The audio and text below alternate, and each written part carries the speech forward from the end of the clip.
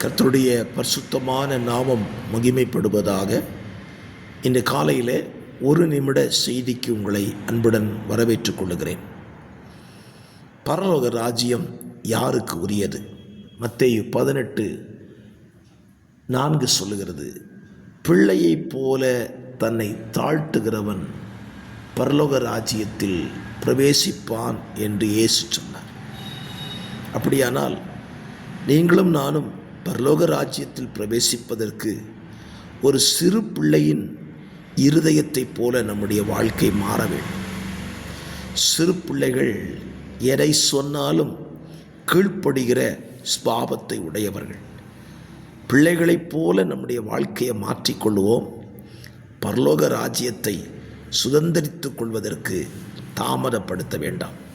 இந்த வார்த்தையை பலப்படுத்தட்டும் சொல்லி ஜெபிக்கிறேன். ஆமென்.